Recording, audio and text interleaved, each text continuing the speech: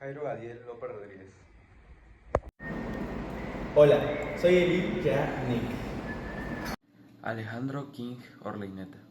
Manuel Jacinto Martín Pecho. Lidia Estefanía Barrera Huitzi. Cristian Daniel García Ordóñez. José Israel Muñoz Hernández. Ángel Gabriel Chávez Gómez. Hola, soy Leonardo Daniel Macosay Shonborn. Soy Iván Moenomoa. Antes de comenzar con el caso práctico, es importante explicar qué es MATLAB y para qué sirve. MATLAB es un software utilizado principalmente para realizar cálculos matemáticos, simulaciones, programación y análisis de datos. Es muy utilizado en áreas como ingeniería, física, electrónica, automatización y control de sistemas. La aplicación permite resolver ecuaciones, realizar operaciones matriciales, generar gráficas y simular el comportamiento de sistemas reales, como en el caso del análisis de un circuito RC que veremos más adelante. Su funcionamiento se basa principalmente en escribir comandos o programas en la ventana de comandos o scripts, donde el usuario puede introducir ecuaciones, ejecutar cálculos y visualizar los resultados mediante gráficas. En este caso práctico, MATLAB se utilizó para resolver la ecuación diferencial del circuito, aplicar la transformada de Laplace y generar las gráficas del comportamiento del voltaje en el capacitor.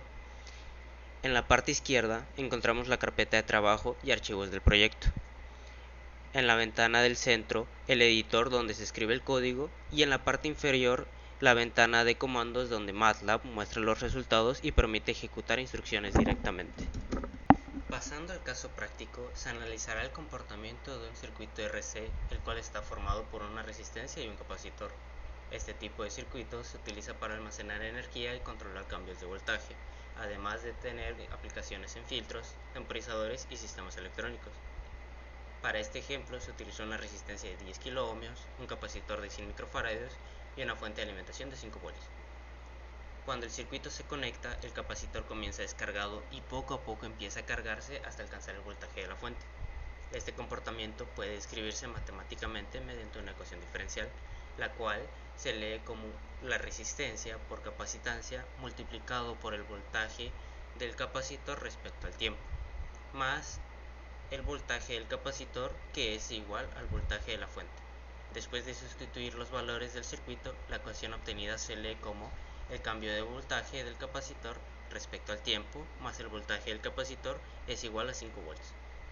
Al resolver la ecuación obtenemos la solución final, que se lee como el voltaje del capacitor en función del tiempo es igual a 5 multiplicado por 1 menos e elevada al negativo del tiempo.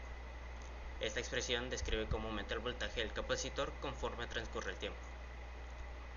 Posteriormente se utilizó MATLAB para resolver las ecuaciones y generar diferentes gráficas para analizar el comportamiento del circuito. En la primera gráfica se observa la carga del capacitor, donde el voltaje aumenta gradualmente hasta acercarse a los 5 volts. La segunda gráfica muestra la corriente del circuito, la cual podemos observar que inicia con un valor alto y disminuye conforme el capacitor se va descargando. Después se muestra el voltaje en la resistencia, el cual disminuye progresivamente durante el proceso de su carga. También se presenta una comparación entre la carga y descarga del capacitor para observar cómo cambia el comportamiento del sistema en ambos casos. Finalmente, se muestran las constantes de tiempo del circuito, los cuales ayudan a identificar el tiempo aproximado que tarda el capacitor en cargarse.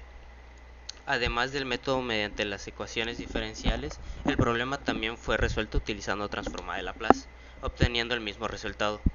Esto permitió comprobar que el modelo matemático era correcto.